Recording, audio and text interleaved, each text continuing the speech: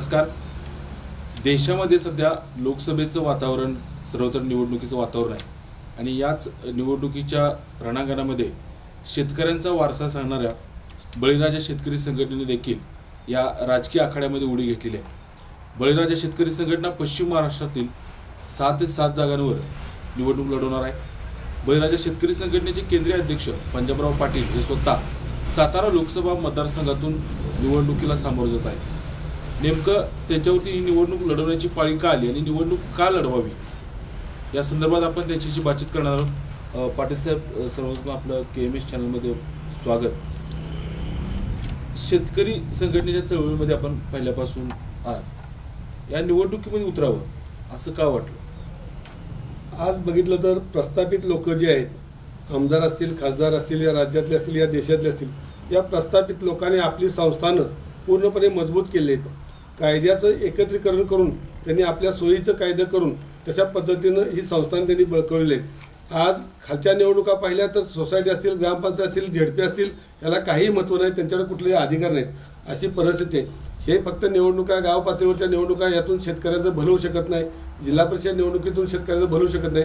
ज्या ठिकाणी कायदे केले जातात त्या ठिकाणी जाणं गरजेचं आहे। लोकसभा असेल, विधानसभा असेल, त्या ठिकाणी शेतकऱ्याच्या हिताचं कायदे केले जातात आणि शेतकऱ्याच्या विरुद्ध असणारं कायदे थांबवता येतील ही माझी एक मानसिकता तयार झालेली आहे आणि त्या दृष्टीनं मी ही लोकसभा निवडणूक लढवण्याचा निर्णय घेतलेला आहे। पाटील साहेब, शेतकरी बळीराजा शेतकरी संघटनेच्या माध्यमातून तुम्ही संबंध महाराष्ट्रभर फिरताय आणि पश्चिम महाराष्ट्रामध्ये आपण आता लोकसभेला उमेदवार देखील उभे करताय।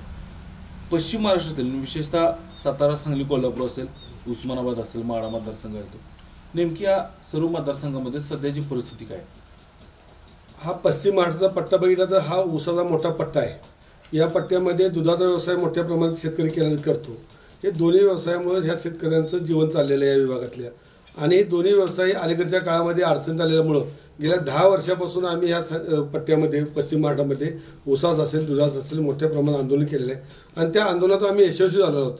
यापूर्वी स्वाभिमानी शेतकरी संघटनेत काम करत असताना ते आंदोलन झाले असतील, त्यानंतर आम्ही बळीराजा शेतकरी संघटनेच्या माध्यमातून आम्ही आंदोलन केलेले आहेत आणि या माध्यमातून आम्हाला या ठिकाणी यश मिळालेलं आहे आणि येणाऱ्या काळामध्ये अजून मोठ्या प्रमाणात आम्हाला शेतकऱ्यासाठी काम करावं लागणार आहे आणि यासाठी आम्ही पश्चिम महाराष्ट्राचा पट्टा जो आहे या ठिकाणी आमची ताकद आहे, या ठिकाणी आमचे कार्यकर्ते आहेत आणि त्यामुळे आम्ही हा लोकसभेत पश्चिम महाराष्ट्रात संपूर्ण लढवण्याचा निर्णय आम्ही या ठिकाणी घेतलेला आहे। तसं बघायला तर भारत हा कृषीप्रधान देश आहे असं म्हणलं जातं, पण एका दाण्याचे 1000 दाणे करणाऱ्या शेतकऱ्याला प्रत्येक वर्षी त्याच्या शेतीमालाचा भाव असेल, ऊसाचाच नाही इतर शेतीमालाच्या भावासाठी शेतकऱ्यांना सरकारच्या दारामध्ये जावं लागतं। नेमका दोष कुणाचा? व्यवस्थेचा दोष आहे, सरकारचा दोष आहे की शेतकऱ्यांचा? पूर्णपणे ह्या व्यवस्थेचा हा दोष आहे।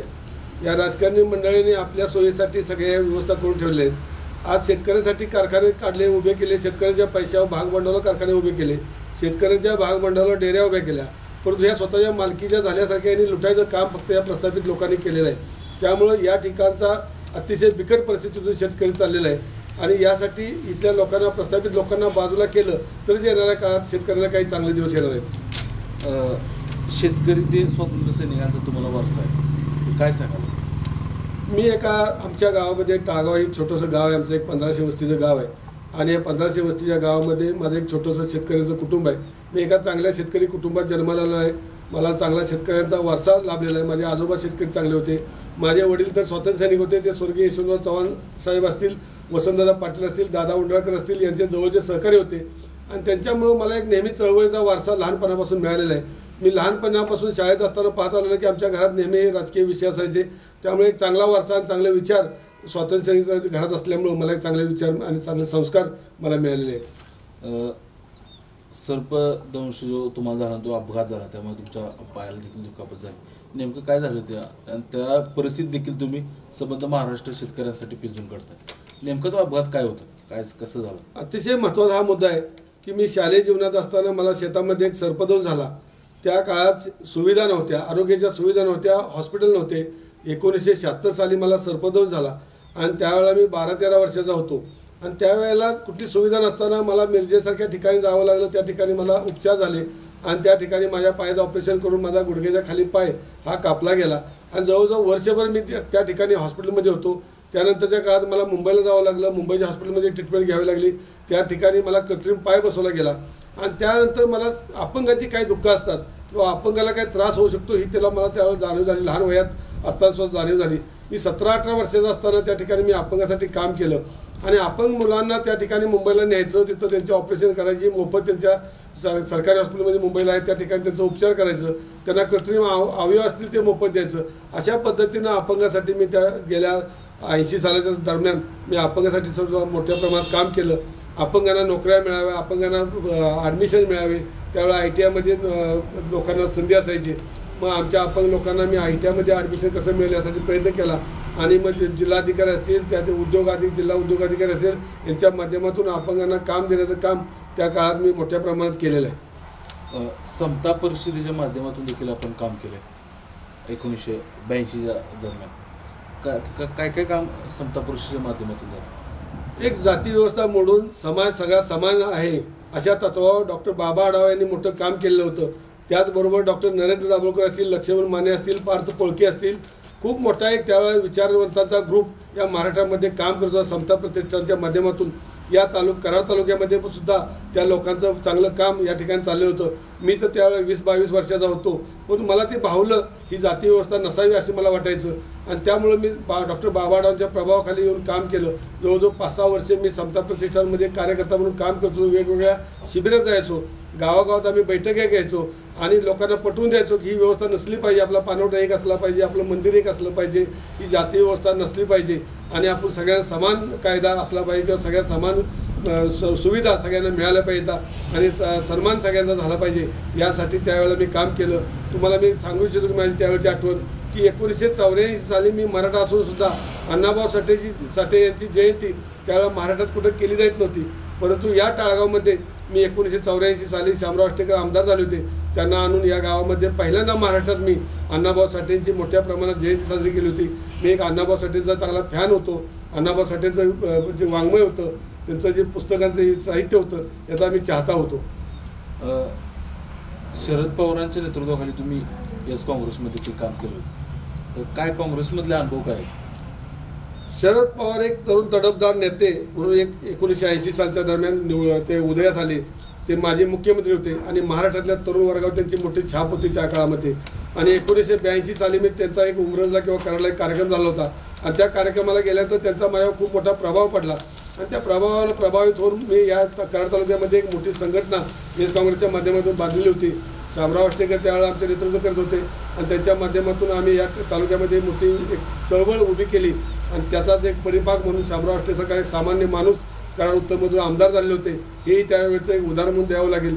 आणि त्यावेळेला शरद पवारांची आंदोलन असायची तर वेगवेगळ्या पद्धतीची त्यांची चळवळ शेतकऱ्यासाठी चळवळ त्यांनी उभी केली होती. दिल्लीमध्ये मोर्चे झाले होते. या सगळ्यामध्ये सहभाग घेऊन आणि शरद पवार साहेबांच्या जवळ काम करण्याची संधीसुद्धा आम्हाला मिळाली होती. त्या काळामध्ये कराडमध्ये एक मोठं शिबिर राज्य पातळीवरचं युवकांचं शिबिर झालं होतं आणि त्या शिबिरामध्ये काम करण्याची संधी आणि त्या शिबिराचं नेतृत्व करण्याची संधीसुद्धा माझ्यासारख्या सामान्य कार्यकर्त्याला त्यावेळेला शरद पवारच्या माध्यमातून मला मिळालेली होती. शेतकरी संघटनेमध्ये तुम्ही बराच वेळ सुरुवातीपासून काम केलं. शेतकरी संघटनेत काम करावं असं का वाटलं? म्हणजे नोकरी तुम्ही व्यवसाय करू शकला असता, पण शेतकरी संघटनेतच काम करावं. इतरही पक्ष होते, पण शेतकरी संघटनाच का निवडली? आमचा भरोसा खूप मोठा शरद पवार साहेबांच्यावर होता, पण त्यांनी ज्यावेळेला काँग्रेसमध्ये 1988 साला यस काँग्रेस विलीन केली त्यावेळेला आम्ही एक निराश झालेलो कार्यकर्ते होतो की आम्हाला वाटलं की ही लोक आणि परत सत्तेसाठी त्या सत्तेत गेली, परंतु आपण काही त्या सत्तेत जायचं नाही असा विचार केला. त्यावेळेला शामराव आष्टेकर मंत्रीसुद्धा झाले होते, परंतु आम्ही या सगळ्या सत्तेला विरोध करून आम्ही शेतकऱ्यांसाठी न्याय मागण्यासाठी परत आणि शेतकऱ्यांसाठी काम करण्यासाठी आम्ही शरद जोशींच्या माध्यमातून असेल, खासदार राव शेट्टींच्या माध्यमातून असेल आणि त्या काळामध्ये आम्ही शेतकरी चळवळीमध्ये काम करायला सुरुवात केली आणि शेतकऱ्यांचे लहान मोठे प्रश्न सोडवण्याचं आमच्या ताकदीप्रमाणे काम आम्ही त्या काळात केलं. तुम्ही स्वाभिमानी शेतकरी संघटनेचे जे अध्यक्ष आहेत खासदार राजू शेट्टी असतील, सदाभाऊ खोत होते, त्या संघटनेमध्ये देखील तुम्ही काम केलं. मात्र तुम्ही ती संघटना सोडून बळीराजा शेतकरी संघटनेची स्थापना केली. नेमका काय परिस्थिती होती, नेमकं काय प्रॉब्लेम झाला की आणि का वाटलं की बळीराजा शेतकरी संघटनेची स्थापना करावी, स्वाभिमानी शेतकरी संघटनेतून बाहेर पडू? खासदार राजू शेट्टी असतील, सदाभाऊ खोत असतील यांचं शेतकऱ्यासाठी खऱ्या अर्थानं खूप मोठं योगदान आहे, ही आजही मी मान्य करतो. परंतु काही चुका त्यांच्या हातात झाल्या ही मला पटल्या नाहीत. त्यांच्या दृष्टीनं ते बरं असेल, परंतु माझ्या दृष्टीने मला ते पटलं नाही की ज्या कारखानदारांच्या विरोधात आपण आंदोलन करतो, ज्या कारखानदारांच्या विरोधात आपण शेतकऱ्यासाठी भांडतो, त्याच साखर कारखानदारांना खासदार राव शेट्टींनी 2014ला उमेदवारी दिली. त्यात प्रशांत परिचारक असतील, संजय मामा शिंदे असतील, आहे कारखानदारांना तिने उमेदवार दिला. याचं गणित मला सुटलं नाही आणि मला ते भावलंही नाही, मला पटलंही नाही ती गोष्ट. त्यामुळं आम्हाला वाटलं की ही लोकमंडळी इकडे एका बाजूला शेतकऱ्यासाठी लढलेलं दाखवतात आणि दुसऱ्या बाजूला कारखानदारांना उमेदवार देऊन त्यांच्या मांडीला लावून बसतात. ह्या गोष्टी आम्हाला पटल्या नाहीत. त्यांचं योगदान असेल, चांगलं योगदान असेल, त्यांचं कामही चांगलं असेल, परंतु ह्या गोष्टी आम्हाला न पटल्यामुळं आम्ही त्यातून बाजूला झालो. तुम्ही 2014ला पंढरपूरमध्ये बळीराजा शेतकरी संघटनेची स्थापना केली. आता 14 आणि 4 18 19 5 वर्ष संघटनेला आता पूर्ण होती. या 5 वर्षामध्ये बळीराजा शेतकरी संघटनेचं ठळक असं यश कोणतं आहे? पश्चिम महाराष्ट्र पट्ट्यात असेल अनेक आंदोलनं तुम्ही या संघटनेच्या माध्यमातून उभी केली की त्याचा फायदा शेतकऱ्यांना झाला. आम्ही स्वाभिमानीतून बाहेर पडल्यानंतर एक विचार केला की खऱ्या अर्थानं शेतकऱ्यांच्या विचारावर शेतकऱ्यांच्यासाठी एक चांगली संघटना असावी. आम्ही पंढरपूर का निवडलं तर एक पंढरपूरच्या पांडुरंगाला साक्षी ठेवून आपली भावना परत त्या काळामध्ये बदलू नये, शेतकऱ्यांचा विश्वासघात होऊ नये, यासाठी आम्ही आमच्या बळीराजा शेतकरी संघटनेची स्थापना पंढरपूर या पवित्र ठिकाणी आम्ही केलेली होती. आमची संघटना सोलापूर असेल, बीड, उस्मानाबाद, लातूर, परत सांगली, सातारा, कोल्हापूर या जिल्ह्यामध्ये काम करत आहेत. बरेच सहकारी आमचे चांगल्या पद्धतीने त्या ठिकाणी काम करत आहेत. आमची आज रोजी थोडी ताकद कमी असेल, परंतु आमचं शेतकऱ्यांचा विश्वास आहे आणि शेतकऱ्यांच्यासाठी जे काम करायचं लागतं ते प्रामाणिकपणे काम आमचं आज चालू आहे. आम्ही दुधाचं आंदोलन असेल, ऊसाचं असेल, शेतमालाचं असेल, नोटाबंदीच्या काळात केलेलं आंदोलन असेल, कर्जमाफीसाठी केलेलं आंदोलन असेल, वेगवेगळ्या प्रकारचे आम्ही अलीकडच्या 4-5 वर्षामध्ये कामं आमच्या ताकदीप्रमाणे केले आहेत. आम्ही शेतकऱ्यांना न्यायही मिळवून दिलेला आहे. काही कारखान्याने शेतकऱ्याची बिलं थकवली होती, तर ती बिलं आम्ही त्या ठिकाणी बसून शेतकऱ्याच्या कोट्यावधी रुपयाची बिलं आम्ही त्या ठिकाणी शेतकऱ्यांना मिळवून दिलेली आहेत. गेल्या 4 वर्षामध्ये शेतकऱ्यासाठी ऊसाच्या दुधाच्या दरासाठी जी आंदोलन झाली त्या आंदोलनामध्ये जवळपास 50 ते 60 केसेस माझ्यावरती झालेले आहेत. त्याचबरोबर वाई असेल, सातारा असेल, कोरेगाव, फलटण, कराड या ठिकाणी आजमध्ये कोर्टामध्ये त्या सर्व केसेस चालू आहेत. त्याचबरोबर ऊसाच्या आंदोलनामध्ये मला जवळजवळ 1 महिना ते 1.5 महिना तुरुंगातसुद्धा भोगावा लागलेला आहे. त्याचबरोबर पोलिसांचा अत्याचारही मला ऊसाच्या आंदोलनामध्ये सहन करावा लागलेला आहे. ह्या सर्व गोष्टी शेतकऱ्यांसाठी करत असताना त्या गोष्टीचा मला अभिमान वाटतो. सरकार शेतकऱ्यांसाठी अनेक धोरणं करते, मात्र ते धोरणं प्रत्यक्षात राबवण्यात येत नाहीत आणि त्यामध्ये शेतकऱ्यांचंच नुकसान होतं. तर नेमकं काय प्रॉब्लेम आहे? सरकारी धोरणांमध्ये प्रॉब्लेम नेमका काय प्रॉब्लेम आहे? ही व्यवस्था पार्लमेंटच्या माध्यमातून भारत सरकार, महाराष्ट्र सरकार ही व्यवस्था राबवित असतं. आज हमीभाव सरकारनं जाहीर केलेला आहे, पण तशा पद्धतीचा हमीभाव केंद्र सुरू केलं पाहिजे ना सरकारनं. सरकारच्याकडं ती खरेदी करण्याची व्यवस्था नाही, तो माल ठेवण्याची व्यवस्था नाही आणि सरकार फक्त हमीभावाची घोषणा करतं आणि हमीभावाची अंमलबजावणी करत नाही. मार्केटमध्ये हमीभावापेक्षा जर माल कमी दराने विकला जात असेल तर ती सरकारची जबाबदारी आहे की ते शेतकऱ्याचा माल हमीभावाने खरेदी केला पाहिजे, सरकारी गोडाऊनमध्ये ठेवला पाहिजे, ह्याची व्यवस्था सगळी झाली पाहिजे. ही पूर्णपणे फसलेली व्यवस्था या सरकारनं आजपर्यंत फक्त शेतकऱ्याच्या एक वेगळं दाखवायचं म्हणून केलेली व्यवस्था आहे, पण त्याची अंमलबजावणी झाली नाही. त्यानंतर पणन खात्याची व्यवस्था आहे, शेतमाल तारण योजना अतिशय चांगली योजना आहे, चांगला कायदा आहे की शेतमालाला जेव्हा भाव नसेल त्यावेळेला शेतमाल सरकारच्या गोडाऊनमध्ये ठेवायचा, त्यावर बँकेकडून 80% उचल घ्यायची आणि आपली ठेवायची व्यवस्था आहे त्यावेळेस संपत्या आणि आर्थिक जी शेतकऱ्याला अडचण असते त्या 80% उचल मिळावी भागत्या. त्यामुळे त्या ठिकाणी माल ठेवल्यानंतर चांगला भाव आल्यानंतर ती शेतमाला आपला विकायचा, ही व्यवस्था सरकारने केलेली आहे, पण त्याची अंमलबजावणी झालेली नाही. त्यामुळे शेतकऱ्याला आज मातीमोल किमतीने भाव विकायला लागतो. ती जर व्यवस्था सरकारची असती, ठेवायची व्यवस्था असती, 80% शेतमालाला तारण द्यायची व्यवस्था असती तर शेतकऱ्यांनी निश्चित त्या योजनेचा फायदा घेतला असता, परंतु ती तशी परिस्थिती या ठिकाणी मिळत नाही आणि त्यामुळे शेतकऱ्यांचं करोड रुपयाचं नुकसान या ठिकाणी होतं. प्रस्थापितांच्या विरोधात तुमची आता ही निवडणूक आहे, प्रस्थापितांची व्यवस्था मोडण्यासाठीची तुमची निवडणूक, काय सांगाल? प्रस्थापितांचं प्रचंड प्रमाणात संबंध पश्चिम महाराष्ट्रात प्रस्थापितांचं राज्य आहे गेल्या अनेक वर्ष, त्यांच्याविरोधात तुमचा लढा. आज काय झालेलं आहे, जवळजवळ 1952 सालापासून या राज्यामधल्या या देशामधल्या निवडणुका झाल्या आता आणि त्यापासून जे निवडून लोक येत आहेत, विधानसभेला असतील, लोकसभेला असतील, हीच लोक आजपर्यंत त्या स्थानावर बसलेले आहेत आणि त्या काळापासून या लोकांनी त्यांच्या आपल्या साम्राज्यामध्ये, त्यांच्या मतदारसंघामध्ये शिक्षण संस्था असतील, दूध डेअरी असतील, बाजार समिती असतील, खरेदी विक्री असतील, आमदारकी असेल, अशा वेगवेगळ्या संस्था उभ्या करून त्यांनी संपूर्ण समाजाला वेठी धरण्याचं या ठिकाणी काम आज केलं जात आहे। ही वाईट परिस्थिती आहे। सत्तेचं विकेंद्रीकरण ही नावाला फक्त म्हणायचं असतं, परंतु खऱ्या अर्थानं सत्तेचं विकेंद्रीकरण होत नाही आणि प्रस्थापित लोकांनी आपल्या सोयीचं सगळं कायदे केले। तुम्ही बघत असाल की जिल्हा परिषद असेल, पंचायत समिती असेल, या ठिकाणी महिलांसाठी 50% आरक्षण असते, परंतु खासदार आमदारला हे आरक्षण आहे का? नाही। मग येणारा समजा उद्या पंचायत समितीला, जिल्हा परिषदला माझ्यासारखा माणूस जर ओपन मधून निवडून गेलो तर पुढल्या वेळेला बरोबर तो मतदारसंघ राखीव झाला असतो, ओबीसी झाला असतो। अशा पद्धतीनं या ठिकाणी येणाऱ्या नव्या पिढीचं खच्चीकरण करण्याचं काम या प्रस्थापित लोकांनी कायद्याच्या माध्यमातून केलेलं आहे। हे आपल्याला मोडावं लागेल।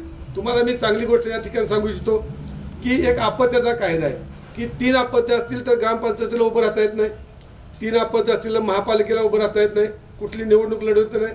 हा कायदा हा सामान्य माणसासाठी, आपल्यासाठी, परंतु हा कायदा 3 अपत्याचा खासदारासाठी नाही, हा 3 अपत्याचा कायदा आमदारांसाठी नाही।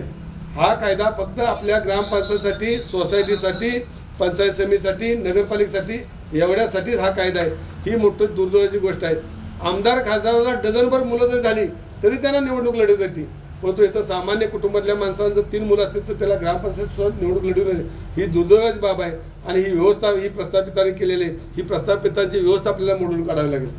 प्रस्थापित लोकांनी काय आज केलं तुम्हाला सांगतो मी की पाठीमागच्या 30-40 वर्षांमध्ये ह्या लोकांनी, शहाण्या लोकांनी ग्रामीण भागातल्या शेतकऱ्यांच्याकडून भाग भांडवल गोळा करून कारखाना उभं केलं, दूध डेऱ्या उभ्या केल्या, बँका उभ्या केल्या, साखर कारखाने उभे केले आणि हे उभे करून त्यांनी सत्तेचं केंद्रीकरण त्या ठिकाणी केलं। आज काय झालेलं आहे त्या ठिकाणी की सामान्य माणसाला वेठ बिगार बनवायचं, लाचार बनवायचं, गुलाम बनवायची धोरण त्या ठिकाणी होत आहे। आज आमदारकी त्यांच्याकडे आहे, कारखाने त्यांच्याकडे आहेत, बँका त्यांच्या आहेत, शिक्षण संस्था त्यांच्याकडे आहेत। तर सामान्य माणसाला ज्यावेळेला मुलाला ॲडमिशन घ्यायचं आहे तेव्हा त्याच्या दारात जायचं, त्याच्या मुलीचं लग्न करायचं आहे तेव्हा त्याच्या बँकेत जायचं, ऊस घालवायचं आहे तेव्हा त्यावर जायचं, नोकरी लावायच्या मुलाला तेव्हा त्यावर जायचं आहे। ह्या व्यवस्था पूर्णपणे त्यांनी निर्माण केल्या आहेत आणि लाचार बनवायचं काम या ठिकाणी माणसाला केलेलं आहे। यातून आपल्या शेतकऱ्याला बाहेर काढायचं आहे, सामान्य माणसाला बाहेर काढायचं आहे आणि ही व्यवस्था जर मोडली तरच सामान्य माणूस स्वाभिमानानं जगल, अन्यथा त्याला येणाऱ्या कितीतरी काळामध्ये गुलामगिरीचं आणि लाचार जीवन जगवायचं काम ही प्रस्थापित व्यवस्था केल्याशिवाय राहणार नाही। बऱ्याच वेळा शेतकऱ्यांचं असं म्हणणं असतं की शेतीमालाला भाव मिळावा, आंदोलन व्हावे कारखानदारांच्या विरोधात। मात्र असं एक म्हण आहे की शिवाजी महाराज जन्माला पण दुसऱ्यांच्या घरात, राजू शेट्टी असतील, बच्चू कडू असतील, पण ते दुसऱ्यांच्या मतदारसंघात। आता बऱ्याच वेळा ते शेतकरी प्रस्थापितांनाच मतदान करताना दिसून येतात। आज शेतकऱ्याच्या बाबतीत खरोखर अतिशय वाईट परिस्थिती निर्माण झालेली आहे। येणारा काळ हा कठीण काळ आहे। शेतकऱ्यांनी आता सावध होणं गरजेचं आहे, शेतकऱ्यांनी आता संघटित होणं गरजेचं आहे। ग्रामीण भागात आपल्या पहिल्यापासून म्हण आपण ऐकत आलो आहे की छत्रपती शिवाजी महाराज जन्माला आले पाहिजे, परंतु ते दुसऱ्याच्या घरात जन्माला आले पाहिजे, अशी जुन्या काळापासून म्हण चालले। तशाच पद्धतीनं आता मी नेहमी बघतो, व्हॉट्सअपवर बघतो, फेसबुकवर बघतो की बच्चू कडूसारखा आमदार पाहिजे, राजू शेट्टीसारखा खासदार पाहिजे। ही सगळ्या फेसबुकवर बघायला चाललेलं आहे, व्हॉट्सअपवर बघायला चाललं आहे, पण ते दुसऱ्याच्या मतदारसंघात झाले पाहिजेत। ही जी म्हणायची पद्धत आहे ही बंद झाली पाहिजे। बच्चू कडूसारखा आमदार, राजू शेट्टीसारखा खासदार प्रत्येक मतदारसंघात निवडून दिला पाहिजे, तरच आपल्याला भविष्यात शेतकऱ्यांना चांगले दिवस येणार नाहीत। अन्यथा आपल्याला चांगले दिवस येणार नाहीत। राजू शेट्टी एकटा शेतकऱ्याचं भलं करू शकत नाही, बच्चू कडू एकटा शेतकऱ्याचं भलं करू शकत नाही। यासाठी टीम तयार झाली पाहिजे, एक फळी निर्माण मोठी झाली पाहिजे। बच्चू कडू मतदारसंघात, प्रत्येक मतदारसंघात बच्चू कडूसारखा आमदार निर्माण केला पाहिजे। तुम्ही ठरवलं पाहिजे कुणाला आमदार करायचं। मी म्हणणार नाही की मला करा, कुणाला करा, परंतु शेतकऱ्यांनी ठरवायचं आहे, सामान्य माणसांनी ठरवायचं आहे। ही व्यवस्था जर थांबवायची असेल, आपल्या सोयीचं, आपल्या मुलाबाळाचं जीवन जर आपल्याला समृद्ध करायचं असेल, आपली शेती जर आपल्याला फायद्याची करायची असेल, तर येणाऱ्या काळामध्ये प्रत्येक मतदारसंघात बच्चू कडूसारखा आणि खासदार राजू शेट्टीसारखा माणूस आपल्याला निवडून द्यावा लागेल। पाटील साहेब, सातारा लोकसभा मतदारसंघातून आपण निवडणुकीला उभं राहणार, एकंदरीत या मतदारसंघाची काय अवस्था आज घडली? हाही महत्त्वाचा प्रश्न आपण विचारलेला आहे की या ठिकाणी गेल्या 10 वर्षापासून खासदार उदयनराजे भोसले या ठिकाणचं प्रतिनिधित्व करतायत। एक राजा म्हणून एक चांगला माणूस या ठिकाणी आपण त्याला 10 वर्षापूर्वी आम्ही त्याला म्हणत होतो। एक तरी त्यावेळात एक चळवळ, भूदान चळवळ, कुठली चळवळ त्यांची आपल्या भूमाता दिंडी त्यांनी एक कोयना नगरात आणलेली होती, त्याची मध्येच बंद पडली। तरी ती विजयेच्या प्रश्नावरती भूमाता दिंडीच्या माध्यमातून त्यांनी ती चळवळ उभी केली होती। त्यामुळे आमच्या शेतकऱ्यांसह वाटलं की त्या ठिकाणी हा माणूस काहीतरी पुढच्या भविष्य काळामध्ये करेल, परंतु खऱ्या अर्थानं त्यांनी कुठलीही शेतकऱ्यांची अपेक्षा पुढच्या 10 वर्षाच्या काळामध्ये पुरी केली नाही। तुम्ही बघितलं 10 वर्षाच्या काळामध्ये त्यांनी एकदाही, नेहमी ते कॉलर उडवतात, पण शेतकऱ्यांच्या प्रश्नावर त्यांनी ऊसाचा प्रश्न असेल, दुधाचा असेल, विजेचा असेल, कर्जमाफीचा प्रश्न असेल, शेतकऱ्यासाठी कधी त्यांनी कॉलर उडताना बघितलं नाही. खऱ्या अर्थानं त्यांनी पार्लमेंटमध्ये शेतकऱ्याची बाजू मांडायला पाहिजे होती. या ठिकाणी त्यांनी स्वतंत्र विचाराचं व्यक्तिमत्व होते. त्यांनी शेतकऱ्यासाठी वेगवेगळी आंदोलन केली असती तर नक्की आम्ही त्यांना मानलं असतं. परंतु त्यांच्या 10 वर्षाच्या काळामध्ये त्यांनी शेतकऱ्यांचं कधी भलं केलं नाही किंवा शेतकऱ्याच्या बाबतीत त्यांनी कुठलाही चांगला निर्णय या ठिकाणी घेतला नाही. त्यामुळे त्यांना सुद्धा यावर बदलावं लागेल हे आमच्या यावर ठाऊक आहे. बळीराजा शेतकरी संघटनेच्या माध्यमातून तुम्ही या निवडणुकीला सामोरे जाता. नेमकी निवडणूक लढवावी असं काय वाटतं तुम्हाला? म्हणजे नेमकं का निवडणूक लढवावी? आज या सामान्य माणसाचा प्रश्न असेल, शेतकऱ्याचा प्रश्न असेल. हा जो शेतकरी शेतमाल पिकवतोय तो माल विकताना तो मातीमोल किमतीने माल विकतोय आणि तोच माल खरेदी करणाऱ्या शहरातला ग्राहक असेल, मोठ्या गावातला ग्राहक असेल, त्यांना तो खूप प्रचंड महागाईने तो खरेदी करतो. मध्यंतरी एक साखळी मोठी आहे. आज दूध खरेदी केलं जातं, 20 रुपयानं दूध खरेदी केलं जाते आणि ते दूध आज 40-50 रुपयानं शहरामध्ये विकलं जाते. मधली जी साखळी आहे ही मोठी साखळी आहे, ही मोडली पाहिजे. आणि मग आपण बघितलं पाहिजे आपल्याला की आपल्याला काय जर स्वतःचं जर भलं करायचं असेल, शेतकऱ्याचं आपल्याला भलं करायचं असेल तर ही साखळी मोडायसाठी आपल्याला त्या व्यवस्थेत जावं लागेल. त्यासाठी कायदे व्यवस्थेत मंडळात जावं लागेल. मग त्या ठिकाणी आमदार म्हणून जावं लागेल, त्या ठिकाणी खासदार म्हणून जावे लागेल. या ठिकाणी गेल्याशिवाय नाही. या ठिकाणी सरपंच होऊन कायदा मोडणार नाही. या ठिकाणी जिल्हा परिषद पंचायत समितीचा काय आपण सदस्य झालो म्हणून आपण काही करू शकत नाही. ही एक शेतकऱ्याच्या जीवनामध्ये मोठी अडचण आहे की शेतकरी माल पिकवतो आणि तो बाजारामध्ये नेऊन विकतो. त्या ठिकाणी त्याला 10 रुपये मिळतात, पण तोच 10 रुपयाला घेतलेला माल संध्याकाळपर्यंत 40 रुपयाला विकला जातो. ही मोठी वाईट गोष्ट या ठिकाणी या राज्यामध्ये आणि या देशामध्ये घडत आहे आणि याच्यात आपल्याला बदल करायचा असेल. आज शेतकऱ्याच्या जीवनात कितीतरी प्रश्न असतील. साधा शेतकऱ्याला स्टॅम्प जर पाहिजे असेल तर आपल्याला तिथे त्या ठिकाणी कराडामध्ये स्टॅम्प मिळत नाही. इतकं वाईट शेतकऱ्याच्या जीवनाशी निगडीत आहे. आमच्यासारख्या पुढाऱ्याला असेल किंवा प्रस्थापित लोकांना असेल त्या ठिकाणी सरकारी दवाखान्यात जावा, त्या ठिकाणी मोठ्या माणसासाठी पायगाड्या घातल्या जातात. तहसीलदार कचेरीमध्ये जावा, मोठ्या लोकांना, पैसेवाल्यांना, पुढाऱ्यांना तिथं पायगाड्या घातल्या जातात. सामान्य माणसाचं जीवन तिथं वाईट आहे. सामान्य माणसाला तिथं दाद दिली जात नाही. सामान्य माणसाला दाखला काढायचा असेल त्या ठिकाणी तर 10-10 वेळा हेल्पाट त्या ठिकाणी घालावं लागतात. ही दुर्दैवाची गोष्ट आहे. साधी तलाठ्याकडे नोंद करायची असेल तरी त्या नोंदीसाठी 6-6 महिने शेतकऱ्याला थांबावं लागतं. त्या ठिकाणी शेतकऱ्याला शेतीपंपाचं कनेक्शन घ्यायचं असेल तर शेतकऱ्याला 2-2 वर्ष 3-3 वर्ष थांबायला लागते. हे सामान्य प्रश्न शेतकऱ्याचे आहेत. लय मोठे प्रश्न शेतकरी नाहीत. म्हणजे सामान्य प्रश्नसुद्धा आज शेतकऱ्यांना सुटताना दिसत नाहीत आणि प्रस्थापित लोक ही शेतकऱ्यांना भेटत नाहीत. आमदार असतील, खासदार असतील, ही लोक भेटायसुद्धा मुश्किल असामान्य माणसाला झालेलं आहे आणि शेतकऱ्याचा प्रश्न, प्रलंबित प्रश्न शेतकऱ्यांना सुटत नाहीत. ही प्रश्न सोडवण्यासाठी आपल्याला ही निवडणूक लढवावी लागणार आहे. बळीराजा शेतकरी संघटनेचे निवडणुकीतील मुद्दे कोणते असणार? कोणत्या मुद्द्यावर? शेतकरी मुद्दा असणार की सर्वसामान्य आता शहरी मतदार नेमके कोणते मुद्दे घेऊन तुम्ही निवडणूक लढवणार, निवडणुकीला सामोरे जाणार? आमचं स्पष्ट मत आहे की थेट शेतकरी आणि थेट ग्राहक ही व्यवस्था आपल्याला निर्माण करावी लागेल.